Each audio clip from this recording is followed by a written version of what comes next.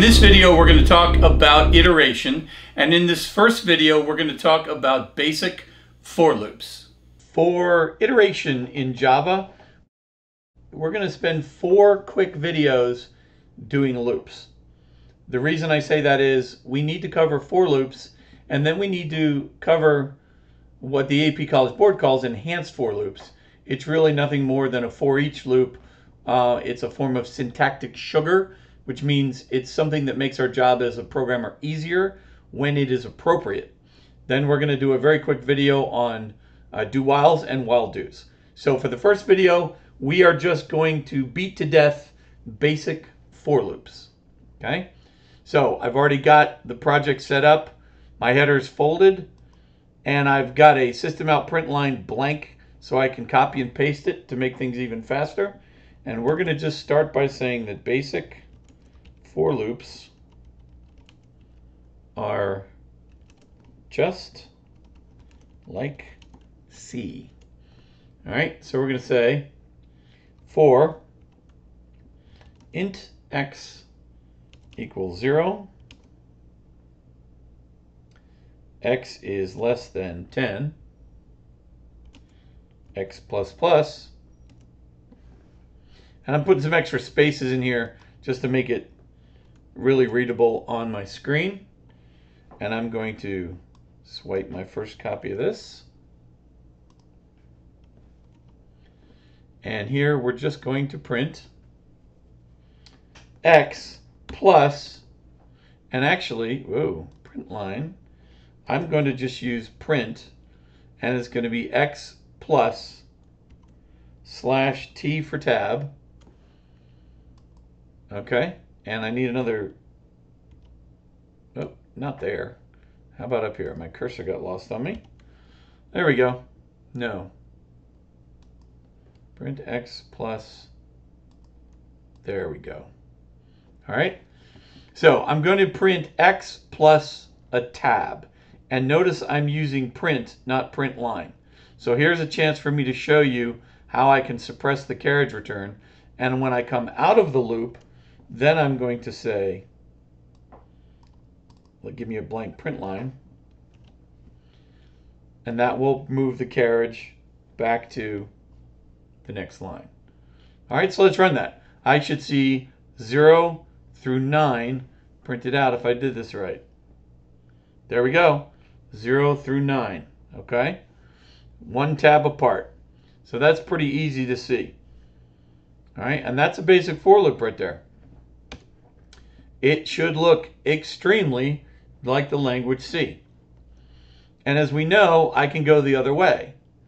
All right, so what I'm going to do is I'm going to just, well, let's just take the for loop. I'm going to copy all of this, and I'm going to say counting down. All right, and I'm going to copy it, but I'm going to say I'm going to go from 10 to greater than 0, and I'm going to go x minus minus. And let's see what we get. Well, now that's weird. It went from 10 to 1, not from 9 to 0. Well, why is that? Well, I started at 10, okay, and I went greater than 0. So I still have 10 elements. So if I want it to look like the exact reverse of the other, I need to begin to think about where loops start and stop and how they count. Okay, so if I were to make this 9, that's not a 9, that's a 9, greater than or equal to 0, okay, then it would be the same. So what I'm going to do is I'm going to leave this the way it was, and then I'm going to print another one.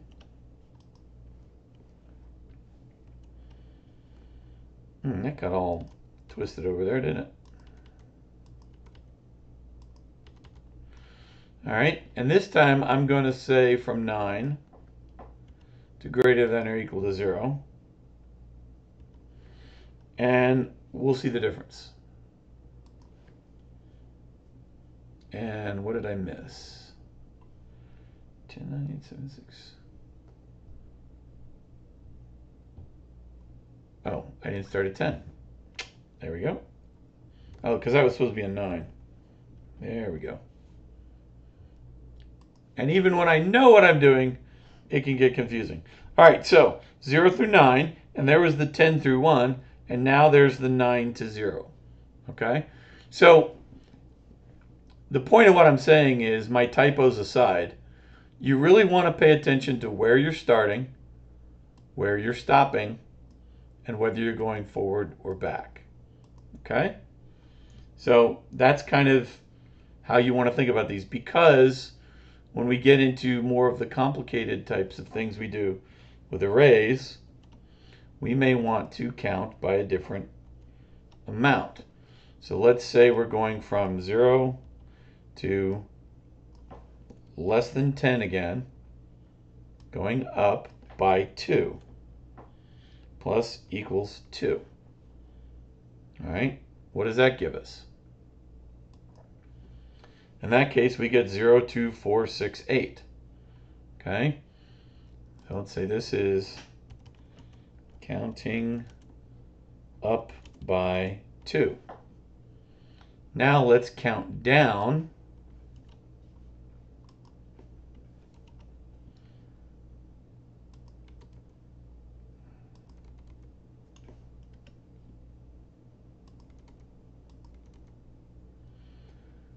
by 3. Okay, so we're going to go from 9 greater than 0 by x minus equals 3. Okay, and there we get 9630. Okay, so that's basically for looping. Okay, and that seems pretty simple, but what I want to make a point of right now is what I call, and this is kind of my term for it, is off-axis retrieval of information or setting of information. So what I'm going to do is I'm going to introduce why we have the indexer available to us, how we can use it. And to do that, I'm going to introduce some arrays. So I'm going to say, watch what we can do off-axis in a regular for loop. Okay, this introduces arrays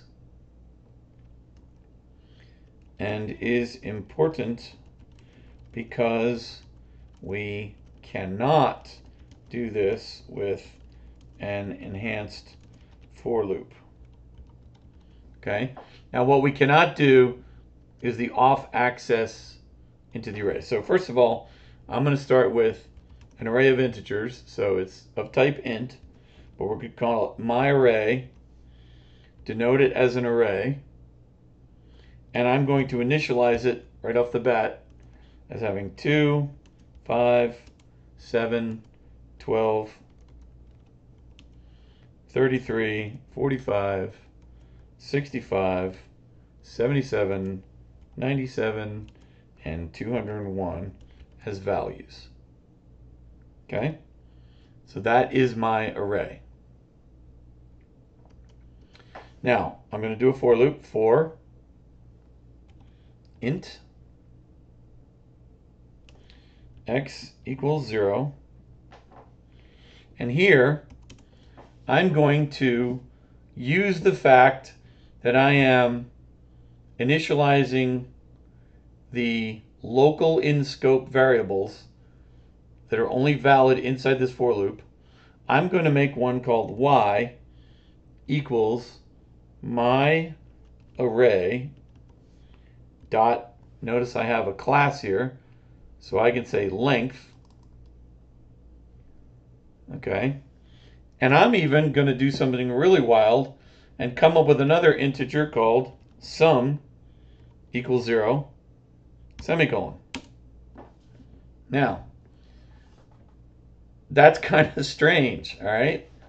But I need to initialize these variables once, and they're only going to be used inside this for loop. So I can initialize all of these integer variables inside this first part of the for loop. Many of you may have seen that you can do this and this so that I can say for while x is less than y. So that I don't go out of bounds, I'm going to stop within the length of the array. And I'm going to go by 1. Okay? This may come as new for many of you, okay? But I want to show you that it works just fine. I now have this variable sum that only exists in here, and I'm only going to use in here. I don't need it out here to where it's taking up more memory than necessary. Okay? So what I'm going to do is I'm going to say if x is greater than 0. And I'm going to put my block of code in here. Because if x is 0, I can't look below 0 or I'll get an index out of bound error.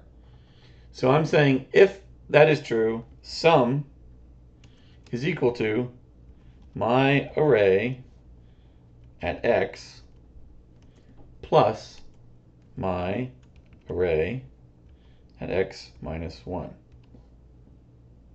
Okay? Now I've initialized sum to 0. Okay? So in this first case, sum should come out as 0. And all I'm going to do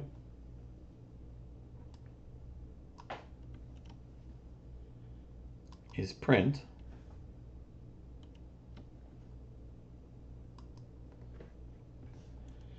the value of my array at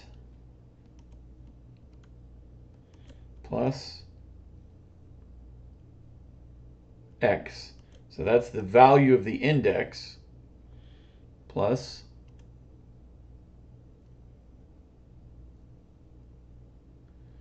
colon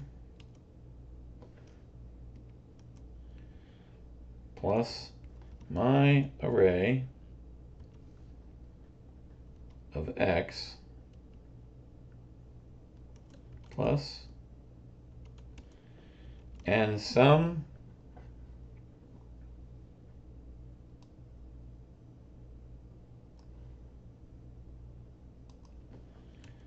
of that element and prior element is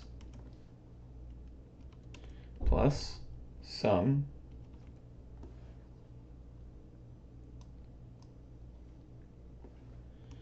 plus dot slash n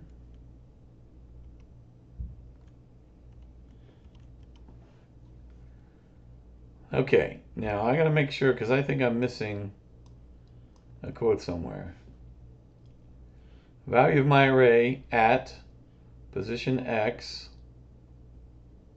colon add that and sum of that element the prior amount is plus sum. Oh, I've got too many of those at the end. Okay, so that should print a very complicated looking statement.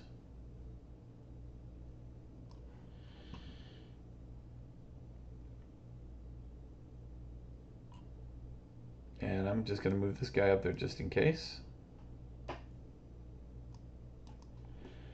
All right, let's see what happens here. There we go. Ah, the slash n is the wrong way. Okay, so it didn't read it as an escape character. It read it as an actual character. So let's try that again. And now we've got the extra space that I wanted. So here we go. Value of my array at 1 is 5. Okay, let's start at 0. My value at 0 is 2, which is true. And the sum of that element is 0. Now, I know that's not true. It should be 2. But my point is, since I can't do it, right? I didn't really care about that for this example. But if I want to make that correct, I just put else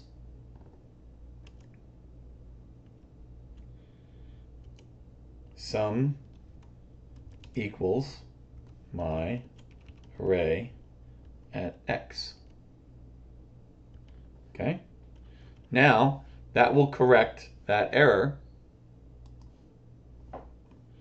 And if I look at 0, the sum of that and the prior is 2 because the other one's outside the array. So then at index position 1, the value is 5, and 5 plus 2 is 7. The next one is 7, 7 and 5 is 12, and so forth. Okay? And so let's, just for giggles, I'm going to comment out this line and run it so it's a little bit tighter. Oh, I didn't save it. Let's try that again. Oh, I'm still getting it from there because I'm on a print line, so I don't need that /n. So let's try that. There we go. Now I can see that block a little bit easier. Okay? I'm indexing from 0 through 9. These are the values that are in the array, which is true. And then I'm summing the value and the one prior, with the exception of my edge case where I'm just taking the value. So my point is, in this for loop, because I have this indexer, I can do what's called off-axis indexing. I'm at position x, but I can pull the value at x minus 1, x plus 2, x plus 4, as long as I'm inside the array. Okay? And that's what this is making sure, because I'm going below. Now, if I was doing x plus 1, I'd have to make sure that it wasn't out the top end of the array. But I can do this type of off-axis referencing to the other elements. Even though I'm at this position in my loop, I can pull this value, or I can pull this value. As long as I'm only pulling within the loop, I can do that with a regular for loop. What we're going to see in the enhanced for loop is that I cannot do that. I can also not jump by anything other than going up by 1. And we will talk about that in the next video. So hopefully now you have a good working understanding of how to basically create a for loop very similar to the way we did in the language C. In the next video, we're going to talk about enhanced for loops.